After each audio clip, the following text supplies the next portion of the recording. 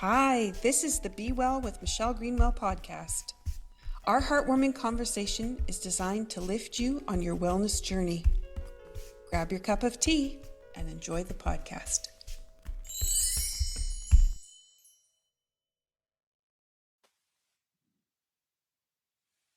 Welcome everyone to the Be Well with Dr. Michelle Greenwell podcast. And it is my pleasure today to have Billie Aadmi with me as a brain trainer and somebody who really understands where we need to go with energy dynamics and moving ourselves forward. Welcome, Billie. Thank you for being here. For having me. Let me share a little bit about Billie before we get into our topic today. So she is the founder and CEO of Go Mindspire Inc. Her mission is to serve others to uplevel their mindset for lifelong success. And through her own healing journey and growth, she's joined the coaching world as a brain trainer. She is working on personal development and self-awareness, and she knows she can share the lessons that she's learned throughout her life to help others lift themselves up again and to come back stronger and come into the power of their highest potential. Billie's a single mom. She has 2 beautiful children and a fur baby, and she has a Bachelor of Education and a Bachelor of Human Kinetics. She's been a police officer since 2005 as an active real estate investor as well. You have a lot of different diverse things that you do. I do. She's a trainer of NLP, master practitioner of neuro-linguistic programming. She loves timeline therapy and hypnotherapy, as well as master results coaching. And she's a master teacher of magnified healing. Those are a lot of big titles with a lot of very powerful tools. So I hope you're ready to dive into the concepts with us, because we're very excited to share what is really possible for people as they transform and move forward. So Billie, before we get that conversation started, did you choose a tea for today? What did you bring? I chose mental clarity. Awesome. And you have several teas there for a course that's coming up that you're offering. Do you want to just share a little bit about that? Yeah, I mean, what we do is we help you get out of your own way.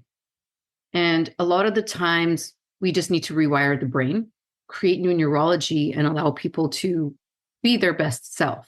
Because it's all these self-limiting beliefs and blocks that are just sabotaging our own efforts. So when I learned about this tea, so my partner, Melissa, my co-trainer, and I, which is how we got connected, when she suggested, hey, Billie, do you want to add some of these teas as gifts to our students? And when I learned about the purpose of them, and I love what it says here on mental clarity, is when we know where we are going, the path clears and we can focus on the little things that matter the most.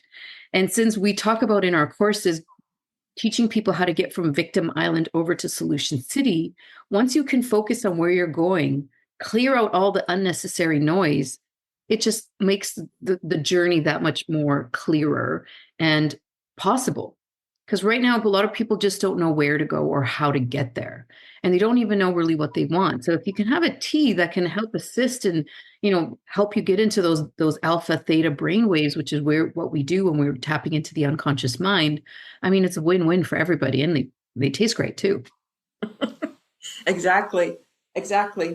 And mental clarity is the tea that I actually pulled out today to talk about so that I could isolate some of the herbs. So for our listeners, I wanted to share the way that I look at tea. So Billie's talking about how that tea is going to assist their coaching sessions to help people easily move into the concepts that they're going to be teaching them to use. And that's a different way of thinking about how tea can be all powerful for that kind of transformation. So let's look at a couple of the herbs within the blend, because they've been specifically put together to bring about that message. So as you were talking about the affirmation that's on the package, every tea in Cape Breton Tea Company has an affirmation. Some of them have 4 or 5, because they have other ones on the back side. Mental clarity is part of the Harmony Blend series. And this is one that helps people move through trauma situations or challenging situations to finding resolutions and moving forward, getting out of their stuckness. And mental clarity is at the end of that journey. It's on that place where you get out of the muck, and then your brain opens up and you go, what is now possible? And I wasn't even looking at those possibilities before, and now I really see this is where I want to go. And it provides the space for that little transformation within the mind to imagine the new possibilities. So if we take, when we know where we're going, the path clears, and we can focus on the little things that matter most, we do get stuck in the static, and we do get stuck in the old stories. And this is a way for those to just not be important anymore. And it's funny how that transition happens. So let's look at the two herbs that I pulled out. So we have mint. Mint is all about vitality and rejuvenation, and it inspires us to dig a little deeper to find the true meaning behind our words and our actions. So sometimes we say things just because it's been that way for so long, or you've always said it that way, or you always thought it that way, or somebody in your past said it and you just picked it up and carried it along. But the mint actually transforms you into making powerful words come out that move you forward. And people often think of mint as something, well, I'll have that because it's good for digestion. And they're trying to use it as a medicine, and that one stop is going to fix all problems. But the mint then has this completely different thing when you start to think about it. It opens space, it opens possibility, and it changes the way you do things. So then if we pair that with ginkgo, ginkgo is a gateway to intuition and honoring our dreams and aspirations. So if you consider the relationship of those two herbs together, there's a love that is cultivated for our acceptance of ourselves and what we truly want, and then the realizing of the potential that can happen, and that it can be with ease and grace. And that's what you're talking about with your program, because you have the tools that can help people move easily and gracefully through. And then when you're sipping on this tea, yeah, there's that easy button. So for those people on the podcast, she's holding up that easy button. I've heard this enough times in the work that we do that I got the easy button, because it doesn't have to be hard. If it's hard, you're just doing it wrong. Not to be mistaken for effort. Yeah. It takes effort to grow, and it takes comfortableness to grow, because growth is never comfortable and it's always inconvenient, as we say. However, it doesn't need to be hard. And I hear that so much, because really it's all about neurology. If you've learned to do things one way, why can't you learn to do things another way? It's the same thing. So like you said, putting up possibilities. Well, what if it could be possible for you to get out of this stuckness that you're in? What if it could be possible for you to be successful and for you to actually reach your greatest goals and your greatest dreams? What if? And that's what I love sharing with people. Exactly. So if you think about, that's just two of the ingredients within the tea, and they're working together in harmony rather than one herb trying to fix everything. They work together as a package, and then they support those dreams and aspirations that you can identify in a course like what you're going to be offering. Okay, so I'm going to sip on the tea because I want to activate that for all the people on the podcast. Because as you're listening, I always set it up that it's a healing session while you listen. And so if you have water where you're at, you have tea, whatever you have, just you sip on that. But I've got these herbs engaged with us for today. And I have it. I chose my mug today is the Mind Institute. So this was the brainchild of a lovely, lovely professor in California. But I'm just going to say cheers. Really, thank you for coming to enjoy this conversation. Here we go. Oh, and then you have also what's important that I should identify for people is when you smell the blend first, that immediately bypasses all those inhibitions you have and puts you into possibility. People don't realize that. So it's a lovely way to engage on that. All right, so let's dive in. I wanted to start with your background first because you have some really incredible education behind you. And I want to talk about how that education kind of led you through to what you're doing now. And you are in the police field, but can you dive a little bit into how you chose to take the education you did and the choices you've made? Sure. I know everything happens for a reason, and our journeys are just that, a journey. Nothing is a destination. And a lot of us try to get somewhere. And in our world, we say you're never done, because when you're done, you're dead. So let's never be done. And that means evolving, growing, learning. We're never done. So I went to school to be a teacher, which, I did human kinetics and education because I wanted to teach physical education. I want to teach sports. It was fun. To me, it was fun, right? My upbringing was different in that I grew up in a very traditional East Indian family with two brothers, being the only girl, being told my entire life I couldn't do things because I was a girl. And so imagine me as a little child being shaped into who I was, being told that I couldn't do something because of how I was born. Some people would say, oh, that's too bad.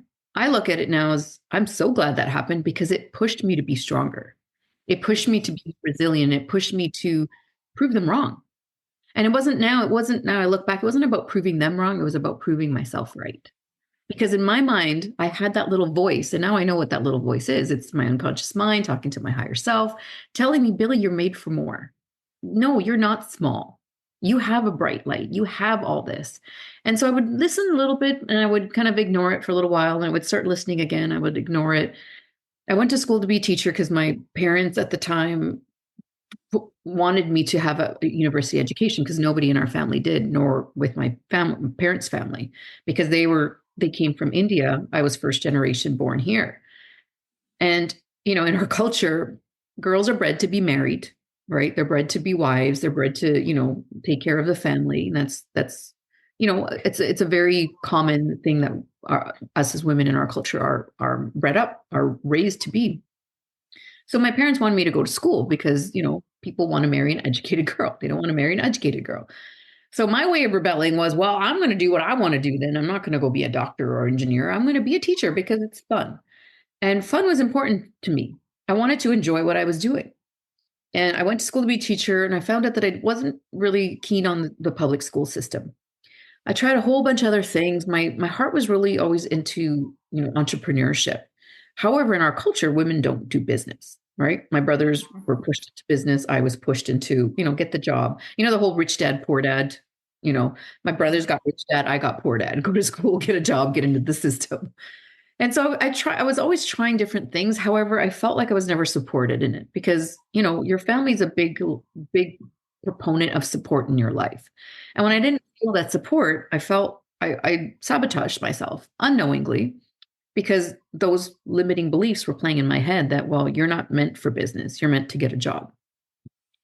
So policing was always something that interested me because now I know why, is because underneath it all, I felt like I was so treated unfairly that I wanted to fight justice for others. And I've learned about my archetypes, and one of my archetypes is Avenger and one is Rescuer. So, there's no surprise that policing was a career that I was really attracted to. And I wanted at the core of me to be of service and to help. And as cliche as that sounds, that I wanted to give back, policing seemed like the ultimate service of, act of service for police, for giving back. And I enjoyed it, and it served its purpose. And then when I had children, things changed because obviously there's an element of danger, and I wasn't really feeling fulfilled in it. And for me, again, like I said, I want to enjoy what I'm doing. If I don't feel like I'm enjoying it, I don't put my heart into it. And when you're doing a job like policing, you have people's lives in your hands. And if you're not enjoying it, you don't want to be half-assing that kind of job because you have people's lives in your hands. And so I went off the road ever since I had children due to some injuries. And then I just started putting it out to the universe. I'm like, I don't want to be a cop anymore. I still want to serve. I still want to give back. What should I do? The pandemic happened and I went through my divorce, and, my whole family situation fell apart. It was the hardest time in my life emotionally. And for me, the pandemic was actually a blessing because it allowed the world to stop. And it allowed me to take inventory, and it allowed me to really check, well, what's happening in my life? How did I get here? How did I become a single mom? How did my marriage fall apart? How did my family relationships fall apart? How did my career fall apart? Why am I not where I'm meant to be? And it was because the universe was telling me, Billie, you're made for something different. And And I wholeheartedly believe that when you listen to that voice, it will guide you where you need to go. So I was in someone, an actually person I hired as a business coach for another little side business I did with essential oils. She reached out to me. She's like, Billy, I think you should look at this business opportunity. And I was like, you must be out of your mind. What are you talking about? I'm like just trying to stay alive here. My marriage is falling apart. Like my kids were very young. They're 7 and 8 now, or 7 and 9 now. And so I was just, trying to stay afloat, be a good mom. And she's like, just watch this video when you're not busy one night. So one night I couldn't sleep because again, my unconscious mind was working on a lot of problems. And I watched the video and I couldn't sleep. And I was like, wow, that sounds amazing. And it was this health supplement. And anyways, I started this business. And I started feeling that purpose again, like, oh my gosh, this is something I need to tell people. And I always started feeling when I felt that purpose, it gave me that drive and that ambition that I was lacking because I was just trying to stay alive. And one thing led to another and led to another. I met a hypnotherapist. I said, hey, can you come and do some mindset stuff on my people? Because I realized how people's mindset were so messed up when it came to their health. Like these people in their bodies for 40 years and thought in 2 weeks they're going to get healthy. I'm like, no, that's not how it works. I didn't know, but I just knew I needed to help them. I didn't have the skills that I wanted to help them move forward. And so I asked her to come and talk, and she did. And then she gave me a session. And I was just floored.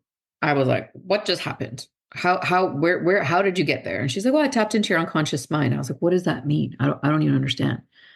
And it just set me down this beautiful rabbit hole of just curiosity. I was like, oh my gosh, if that was possible, like what else, like you said, what else could be possible? And one thing led to another. I found my mentors. I did my training, which we teach now, which I'm so excited that you're taking in the fall. It was 4 board designations in 8 days. For me, legitimacy is important. That's why I did the degrees. That's why I did all the training. I want to have some legitimacy so that I know that I am setting myself up to some standards and ethics when I am serving. And to get 4 board designations in 8 days, for me, time was of the essence too, because I'm still working full time. So I decided to make it happen. And it was the best decision I've ever made in my life. I knew about NLP. I wanted to be an NLP coach. I knew neurolinguistic programming is very powerful. I mean, Tony Robbins is like a billionaire now because of it. He focuses on state. And then I knew hypnotherapy was interesting because obviously I had that the experience with the hypnotherapist. And I didn't know anything about timeline therapy. And that was one of the modalities. And I was like, what does that mean? And when I found out that you can heal trauma without talking about it, and it's fast, my ears were like, my brain was like full on, tell me, please. Mm-hmm. And to this day now, if I had to pick one modality that I do, it would be that one. Because what it does is it releases the top 7 negative emotions: fear, anger, shame, hurt, guilt, rage, and sadness. And then the top 2 to 3 limiting beliefs, which are usually one or a combination of these 4: unworthy, unlovable, powerless, and not good enough. And those are our core wounds that us as a human species, we all create for ourselves from our trauma as children. Majority of it happens when we're children. And when you can release it, and it can happen within a few hours, my life shifted. Because when we do our master level training, we go through our own breakthrough. We experience it. Our training is very experiential. We do the technique, we teach you how to do it, and then you actually go and do it, experience it as a coach and as a client. So as we're learning, we're actually growing and up-leveling ourselves. And when I went through my breakthrough, this was last June, so just over a year ago, my life completely shifted. As you said, I'm a real estate investor. Mm-hmm. Took off to the point where now my passive income has covered my monthly expenses, which, they say is financially free, that now I've taken a leave from my work and I'm retiring from policing after 20 years to do this service because I'm so passionate about it, because I could see how quickly it can change people's lives. You don't need to go to therapy for years, which is what I did. And one thing that really proved to me how powerful this work is that my therapist, which we are mandated to go see therapists because of our work, she actually told me, she's like, Billy, you don't need me anymore. Wait a minute. How awesome is that? Are you telling me I'm graduating from therapy? saying I've graduated, and I don't know anybody that can say that. And that in itself is a testament to for years and years, 20 years of therapy that never allowed me to heal what I needed to heal happened just like that. Mm-hmm. Now my mission is to, just as people know about hypnotherapy and NLP, is to get the word out that timeline therapy exists. It is a form of hypnosis. It's only been around since the early 2000s. And it was created by Dr. Tad James, who was trained by our mentor. So we're very close to the source. Mm-hmm. And it is by far one of the most powerful. I'm so glad that you're going to experience this too. I think if the entire world went through one session of timeline therapy, we would have a whole completely different world. Mm-hmm. Is Yeah. the powerful thing I've ever experienced. Yeah. And then here we are. If you would have told me a year ago this is what I'd be doing, I probably would have laughed in your face and said, "What are you talking about? I arrest bad guys for a living. What are you talking about? Higher self and unconscious mind and what?" And here I am, because I found my purpose. I followed the voice. I followed those clues. When things started resonating with me, when I started feeling certain things and feeling that passion, it drove me towards where I'm meant to be.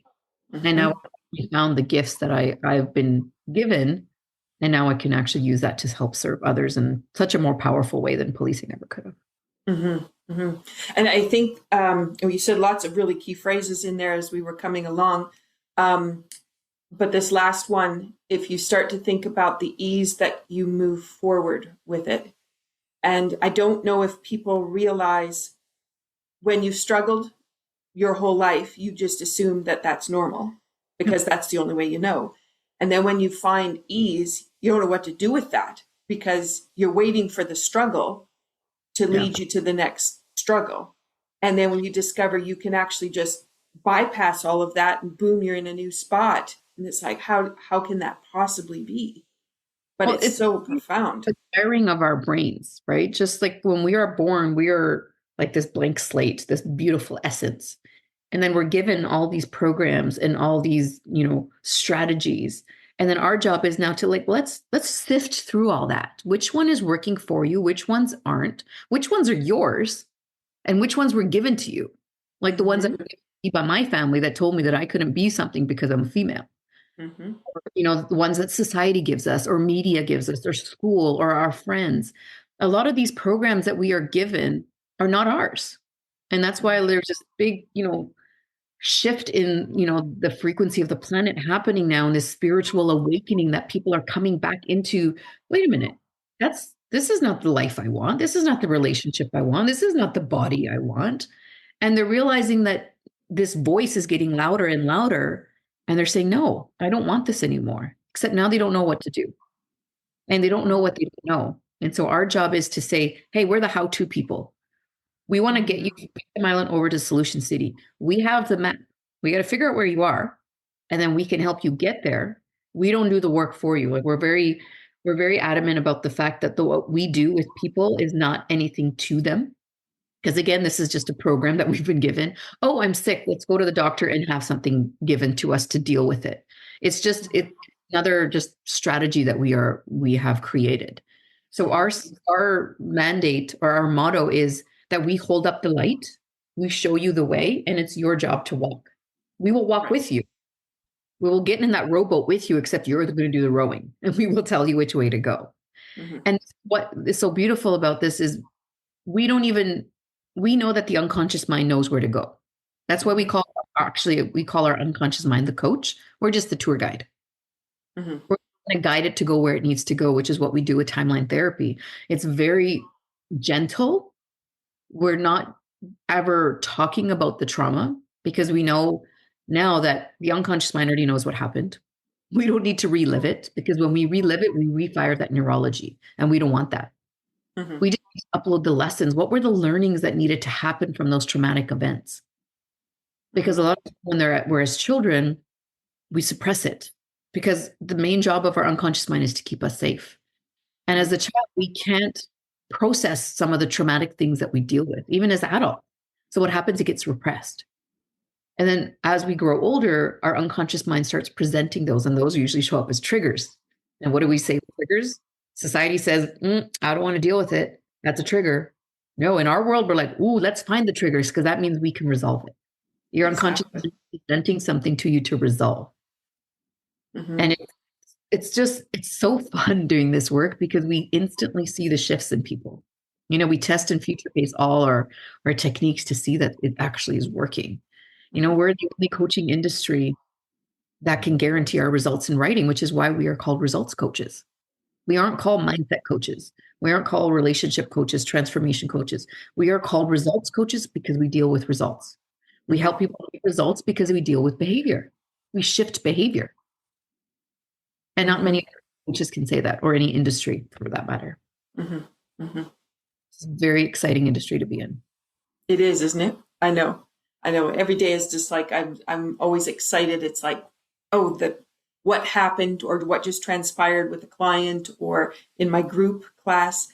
And it's just like this is just so awesome. So Yeah. awesome to be here and to be in the presence of so many beautiful people all on Mhm. that same journey. Yeah. Right. So I want to backtrack a little bit because you have two young children. I do. And you have the upbringing that you described. So, how is their upbringing going to be different than your upbringing? What are the Way pieces you're bringing in? completely different. I know God gave me a son and a daughter for a reason. And it was because I have a chance to raise them the same. Mhm. And ironically, both my brothers never got a girl. They only have boys. Oh, interesting. That's not a coincidence. I know I had to go through all these things. And the reason why I am the first generation born, I was just talking about this morning. The reason why I am the first generation born here, because I had this mission and this purpose to end it. That movie that's just out in theaters right now, It Ends With Us. Hmm. Beautiful movie. It's from a book, but it's basically we can stop the cycle. And when these things, and I'm openly share this now because now my family is aware of it. I was sexually abused as a child by a family member for years and nobody knew about it. Hmm. Not a soul. And I kept it to myself. And when he died, I thought I'd never have to deal with it again.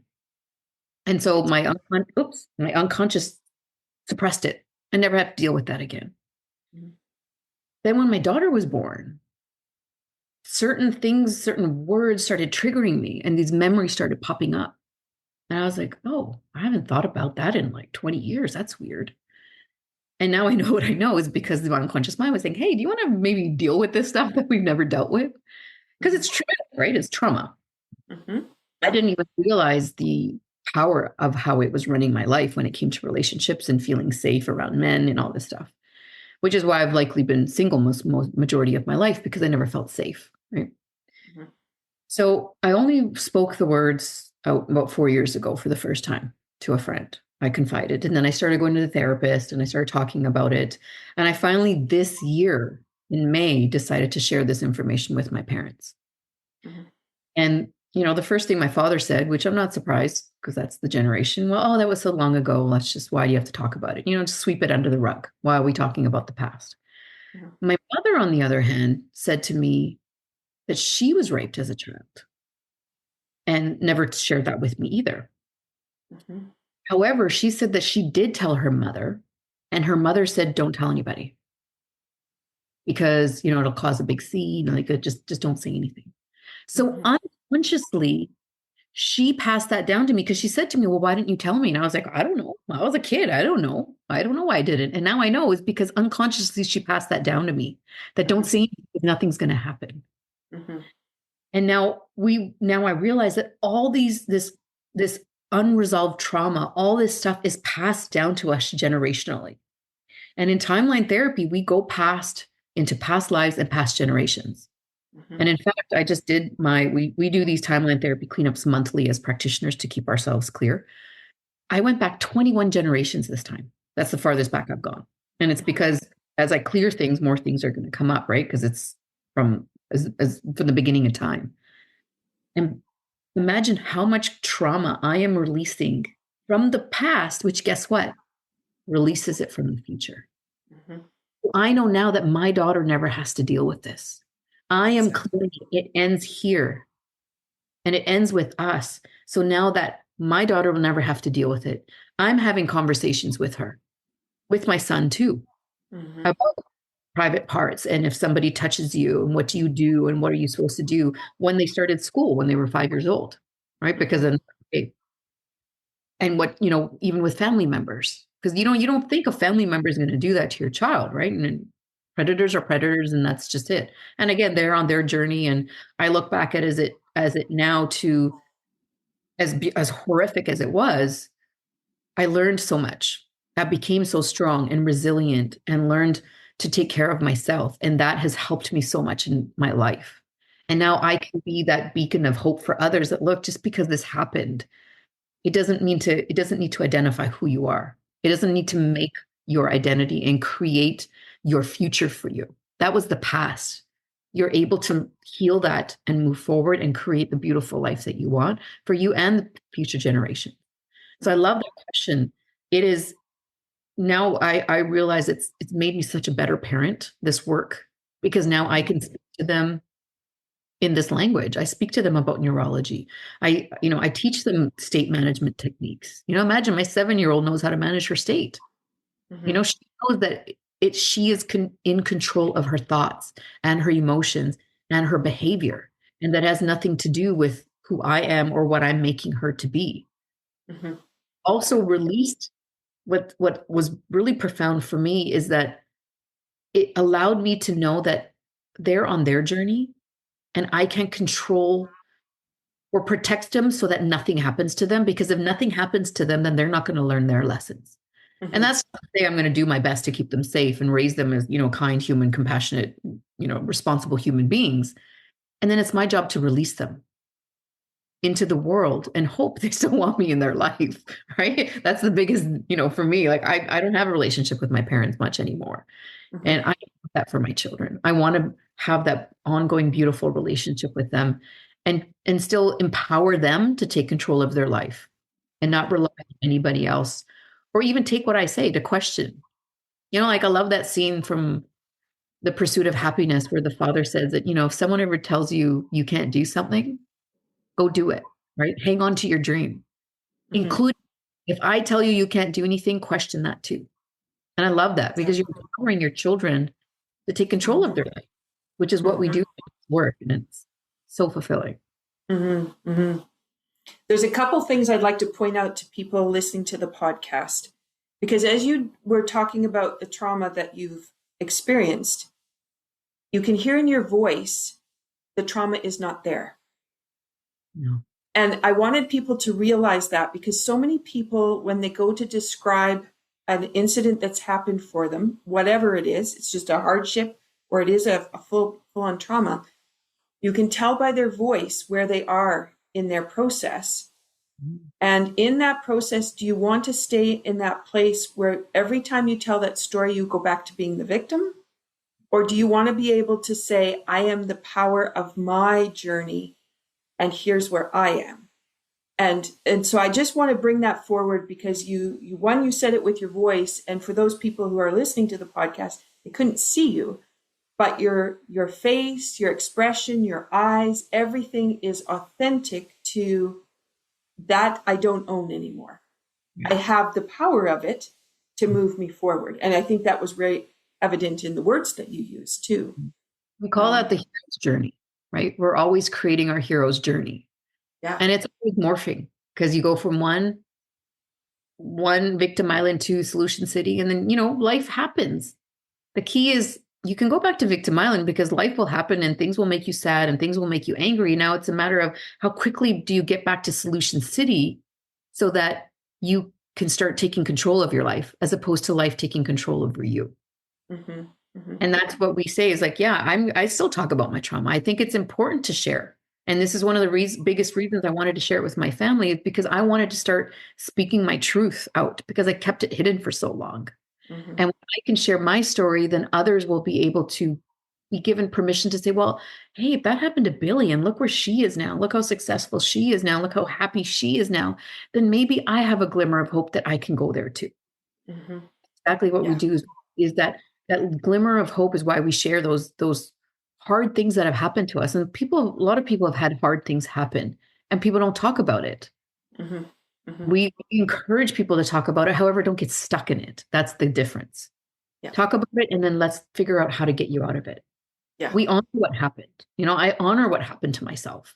I honor the grief and the pain and the sadness and the hurt and all those feelings. However, I don't let it run my current life or my future.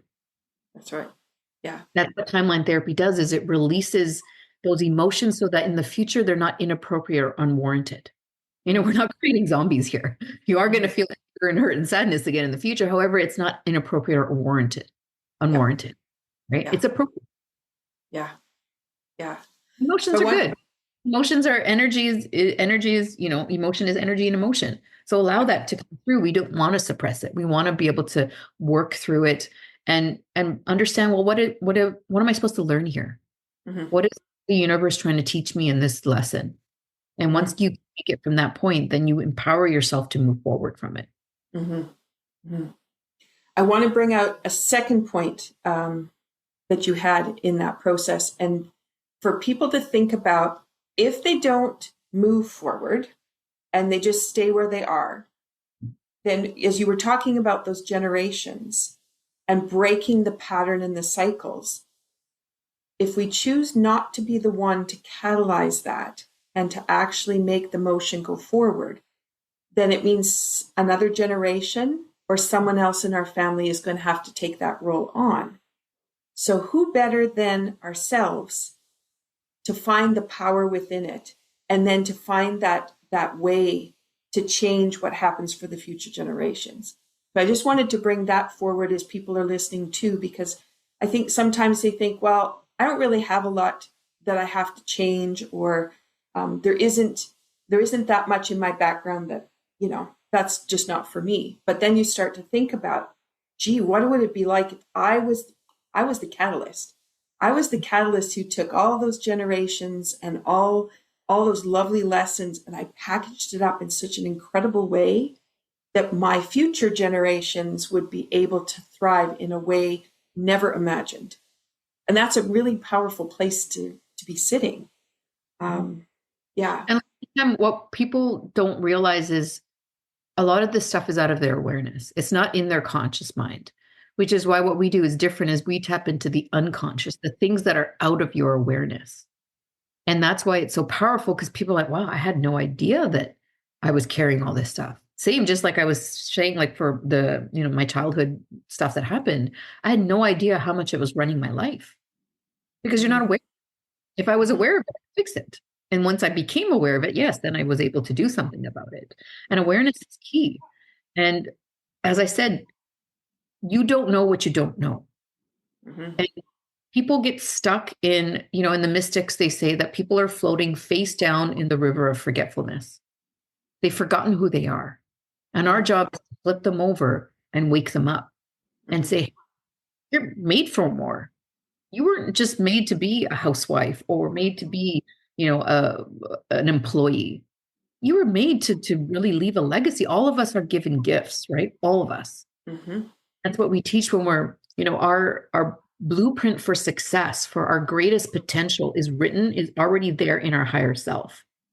Now, the only way we can access our higher self is through our unconscious mind, because our higher self and our conscious mind don't talk to each other. So the only way to do it is through that quantum field. And that's why we do a lot of work in the quantum field, is so that we can access the higher self and bring down those beautiful gifts and those resources and all those skills that we just don't even realize that we have until we do the work to uncover that. Mm-hmm. And so when people are just like, well, life is good, I'm like, is it? Couldn't it be better? Mm-hmm.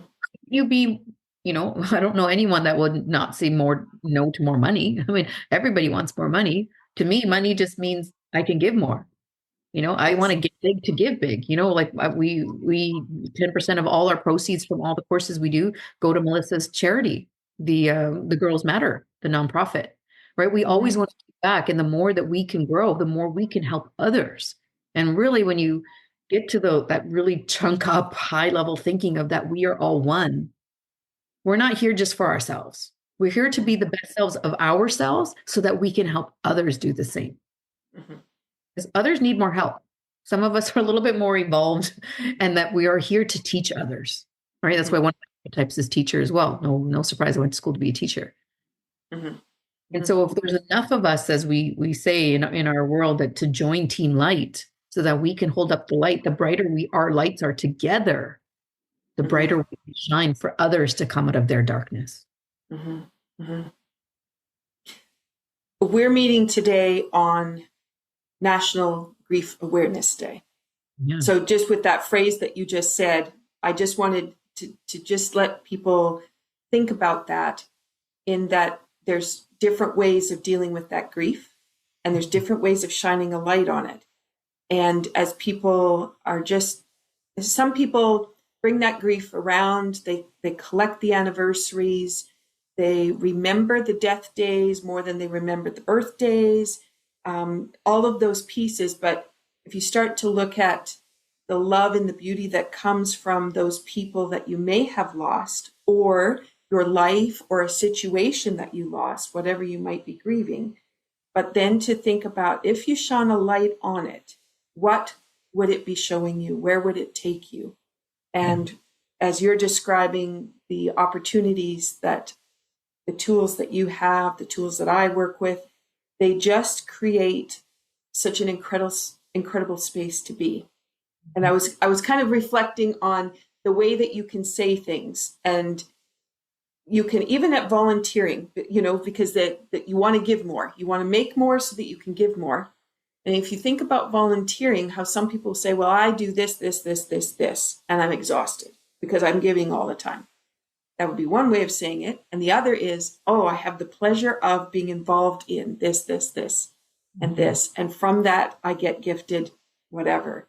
And just the phrasing changes things. So as we're looking at, We're big on linguistics, right? We are very careful about the words that we say, and we say we don't like to say the words "I have to." We say "I choose to," because it's everything physiologically in your body as well when that happens.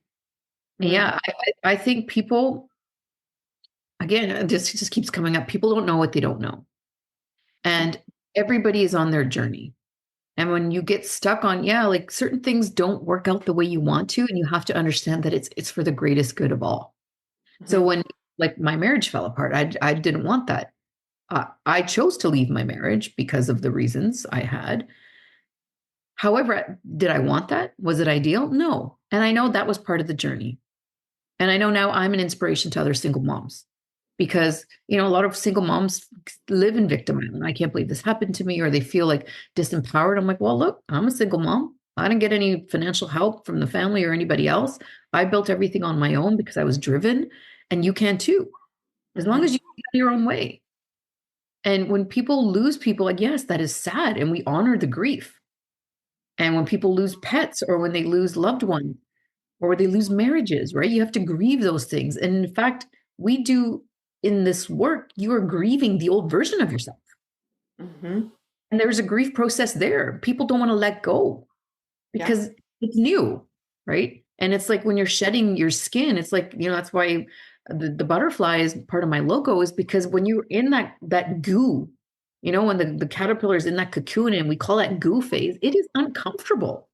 Mhm, And we know that, okay, if you can just work through it and understand that it's part of the journey, it's part of the transformation, part of the metamorphosis. You are literally up leveling yourself, and you are on your journey. Everybody in your life is on their journey. And instead of being sad about it, like you said, look at the beauty that that person brought to my life, or that mhm, animal brought.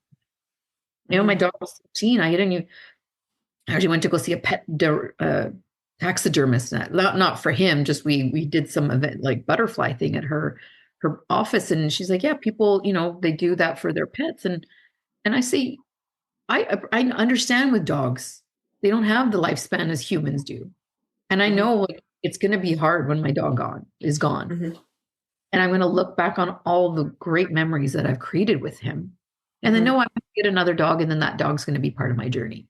mhm, And it really releases some of that.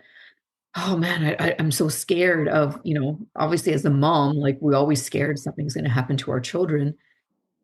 And I release it that, what? I trust that my children are going to be here because that's their journey. And whatever happens is part of their journey. And I have no control over it because that's above my pay grade. And Mm-hmm. that connect that hold that it has on you, that, I'm going to lose this person. Well, instead of worrying about the future that hasn't happened yet, how about you just focus on right now what you do have? And that's why one of the tasking we give a lot of our students is gratitude journals. Let's Mm-hmm. program our reticular activation system to look for the good instead of the bad. And again, this is just a program. We're Mm-hmm. programmed the media. It's always like, oh, like, let's look at all the negative. That's why I stopped watching the news. We're programmed, and the media is putting stuff into our unconscious to constantly look at the bad stuff. And Mm-hmm. it's our decision and our choice to shift that to start looking for the positives. Mm-hmm. Mm-hmm. I know we're coming up to the top of the hour. I wanted to bring one little piece forward before we do close, which is World First Aid Day is coming up. And a lot of people think about first aid as, how do you stop the bleeding? How do you mend the bone? How do you do that first responder that you would do as a policeman?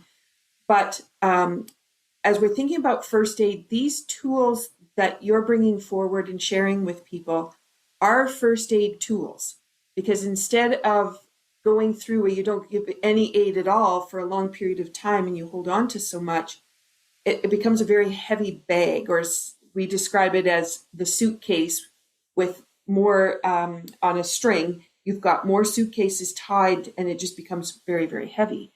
But if you start to think about these tools as the first aid tools, they're the first way you can respond to situations, and you can bypass years of trouble by using them right at the start with whatever situation has come up. You want to just make a comment in that regard?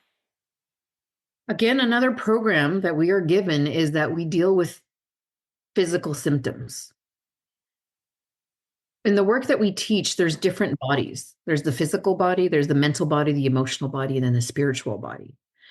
We are so worried when by the time something shows up in your physical body, it's already been through the other bodies. And if you want to explain this as this is first aid for all your other bodies, because we don't pay attention to them. And that's when people get sick and they get these chronic illnesses and these chronic disease and chronic pain. It's because you haven't healed something above. You have to clear that mental body. You have to clear the emotional body. You do that spiritual healing, because that's what timeline therapy does. And then it happens all the time where people are like, I don't know, my pain just went away. I was like, of course it did. Because the pain body is the last place that shows up. So if you heal it up there, it naturally will be released down here, because we hold things in ourselves. That's where our unconscious mind is in our body. And so if we can think of that, pay attention to the other bodies too. You don't have to be spiritual to believe this. It's science. It's been proven. For those that follow Dr. Joe Dispenza, right? He's like heart and mind coherence. When we are in that coherence, that is when our body is able to heal itself. And that's why there's all these miraculous stories of people healing themselves from stage 4 cancers or all these chronic diseases that they've been living with for years, that nothing that medical, the Western medicine couldn't fix. And don't get me wrong, there's a place for Western medicine. Let's put out the fire first in the body. And then now let's settle up there first. Let's work down the way that we need to, as opposed to backwards. And that's just the way our society has trained us, right? You get sick, you go to the doctor, he gives you some antibiotics, whether it's the virus or a bacteria or not. I had a doctor like that in my 20s that used to give me antibiotics as candy. And I didn't realize what it was doing to my body, nor did I even have a concept that there were other bodies I had to heal. I just lived in my 3D world.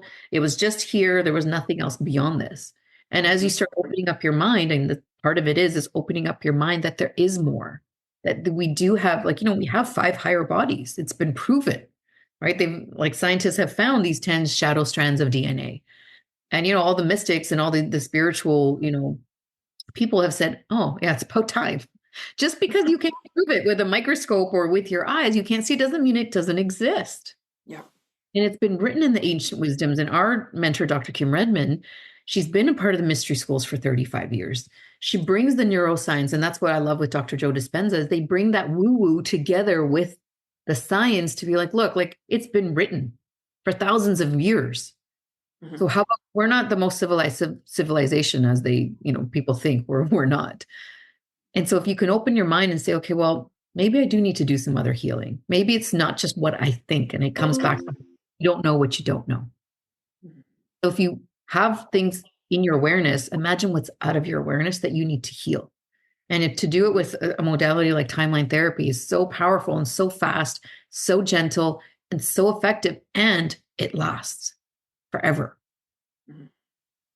And that's the other really key piece that I don't think people realize either, is that it's when we're always looking for the Band-Aid for things, find that medicine that's going to fix that one problem. We're not solving everything. We're just solving that symptom.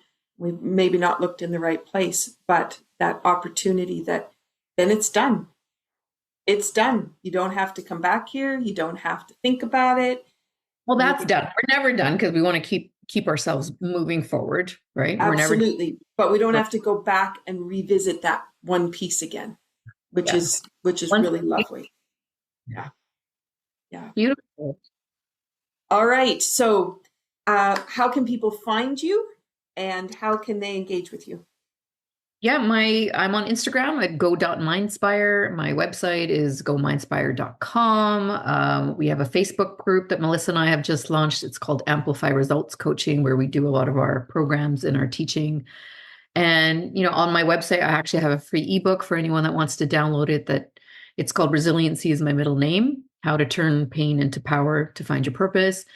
And it's got an assessment in there. So and it's got some tasking. So it's a nice way for people to find out where they are. And again, just an inspiring story about my personal journey of how I've gotten to where I am. So they can download that for free. And I would love to hear from people. We're doing our next course in September, which is now full. And our next one, I believe you're doing, is in November. If people are interested, it's 8 days and you get the 4 board designations. And we have a very insane and special that's happening. And for any of your listeners, if they want to reach out, we can give them a further discount for that too, for their tuition. Perfect. Okay, I hope people caught that. If you're as you're listening to the end of this podcast, it's well worth it, because there you go. You have an opportunity to do it, and it's accessible for everybody. Thank you, Billie, for all that you've shared today, the insights and the way that you brought all the information forward, and particularly to that link of science, because people don't realize a lot of times that this all is based in science. It's just that we haven't been talking about it that way. And this is a great opportunity for them to go forward. So thank you for having me. It's been a pleasure. And thank you for the tea. You're welcome.